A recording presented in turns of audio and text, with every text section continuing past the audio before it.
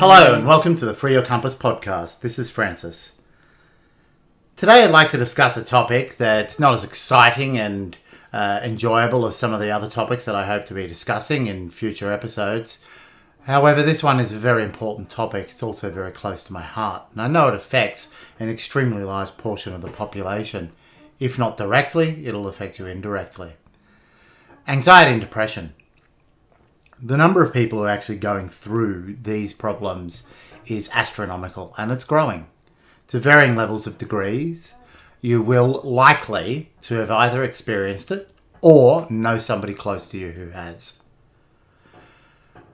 What I'd like to go through at the moment, though, is the whole exercise and action and the understanding of what the anxiety and depression actually is and why these two things actually sort of work together and how, the understanding of that topic.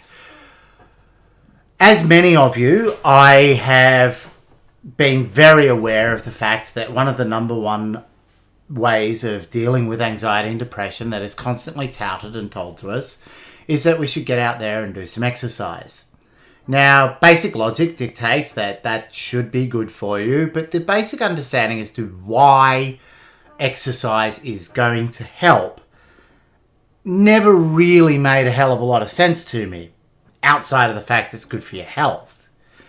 If you have anxiety and or depression, the last thing that you want to do is get out there and do some exercise. First and foremost, you're absolutely exhausted. You have no energy to do anything else. Moving is difficult enough, let alone calling it something that's exercise. And very rarely do you actually want to go outside. A lot of us do this because we've got no choice, but it's not something we generally do just as a voluntary basis. So why was exercise actually good for it?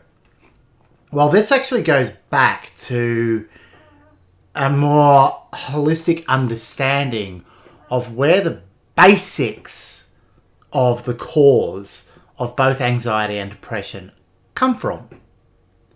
So anxiety is essentially a worry about what's going to happen, and depression is essentially a worry about what has happened. And that's a very broad-based viewpoint, but it's in essence accurate.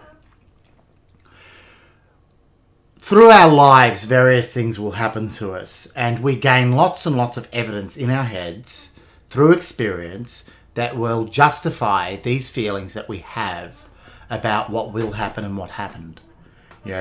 Depression, the things that you did wrong, what's going to go wrong because you know how bad you are at it, what's the point, those kinds of essential feelings.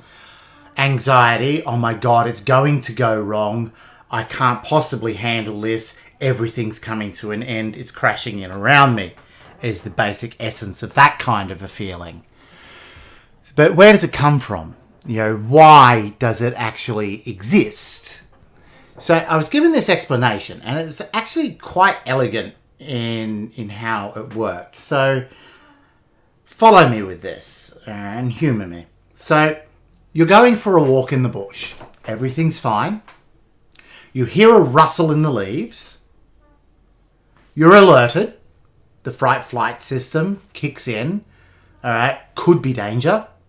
You look, and a predator comes out, like a bear or a tiger or whatever.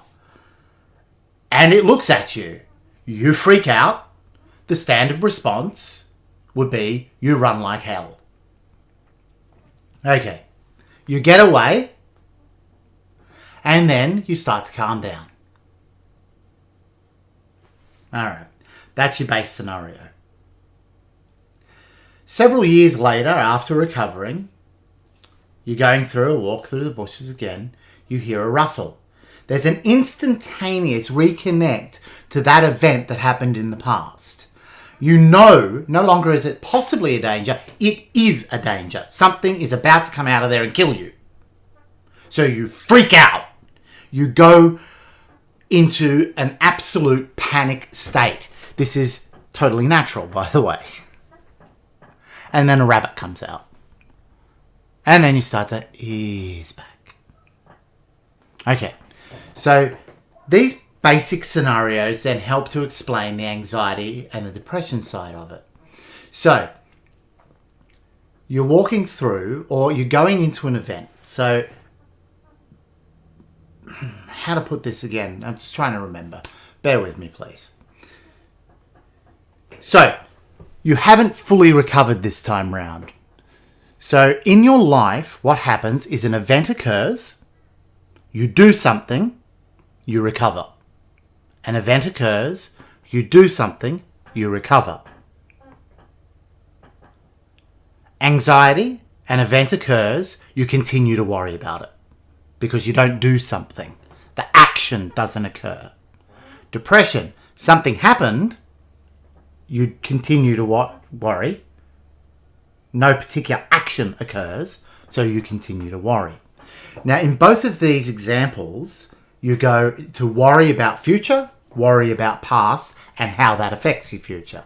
So everything ultimately is going to come back to how it affects your future. The difference being is that it's in your head. Now, your body does not know the difference between what's actually happening in the outside world and what's happening in the inside world. It reacts the same way. So you're worrying about an event, you're concerned about this event without action, your body's waiting for you to go into fight, flight mode and actually do something.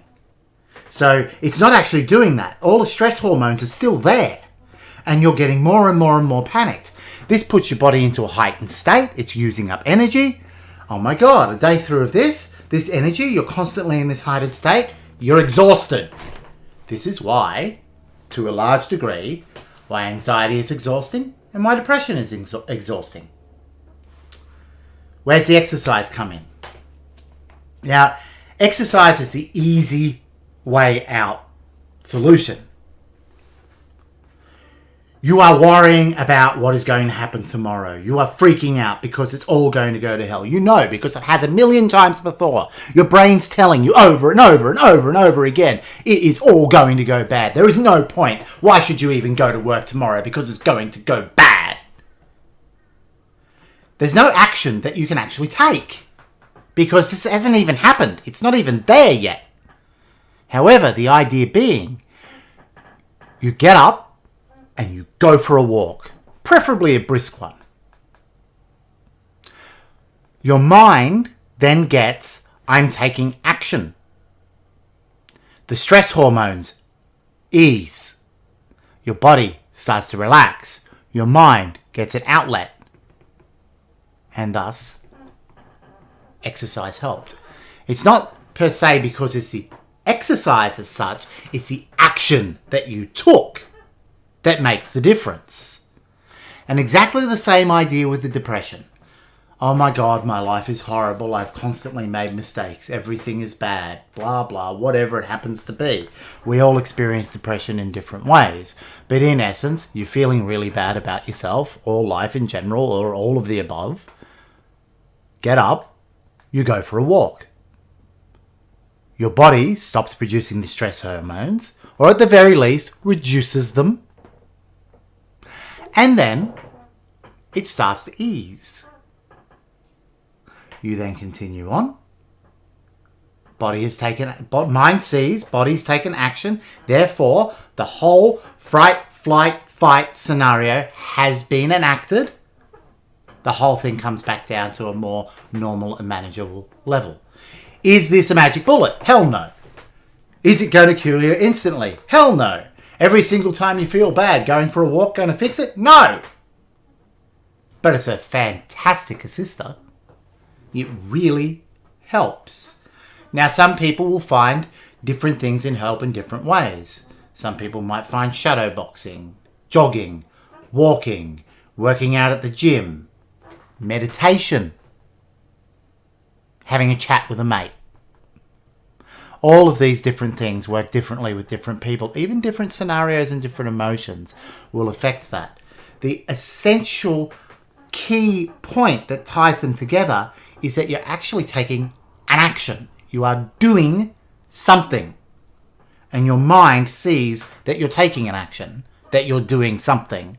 And that's what allows it to start to ease those feelings and those stress hormones off. So you go from being at an extremely heightened state to a mildly heightened state. If you're really lucky, you'll go back to a relatively normal state. But any improvement's an improvement, right? Once I heard that, it really made it all fall into place for me. I really started to understand the idea. And so, well, for me, I've actually started doing meditation most nights. I'm not perfect, but the majority of nights I'm now doing some meditation. It's actually helping me go to sleep. I seem to be sleeping better when I do it. And strangely enough, on the nights when it's like, I just don't have time to do it, so we go to bed without it, I tend not to sleep as well. So that's given me a bit more encouragement to actually focus on trying to make it more of a every night versus a most nights. I'm now starting to do some exercise. I've focused on trying to lose some weight. So that's actually doing something. I'm trying to take control of my life. These things all together are starting to make me feel a little bit better about myself and my life. I'm starting to feel a little bit more in control. Does it work all the time? No. Am I feeling fabulous all the time? Hell no. There are days and times when I'm actually feeling so bad that I just want to crawl into a little hole in the ground. But it's progress. I was feeling like that almost every day. Now I'm feeling like it some days. I go from looking at the day ahead of me and wondering if I can make it through, and now look at the day ahead of me and go, oh, well, there's a lot of stuff I can't control, but I can control these little bits. And I focus on these little bits that I can control, and those help me get through it. So what I'm really hoping with this is that some of what I've put across helps you to understand yourself a little bit better, understand how you can help yourself a little bit better. And for those of you who aren't actually going through it yourself, hopefully this helps you to understand what your friends or relatives are going through. That, maybe you can look at them now and actually go, I get it. And potentially you can help support them a little bit better. You'll be able to explain something to them in a manner that gives them a penny drop moment so that they can take a little bit more action to improve their life. Ultimately, in the grand scheme, if you can make one person's life just a tiny bit better, hey, that's what we're here for, right? Until next time, thank you very much for listening. I'll catch you in the next one.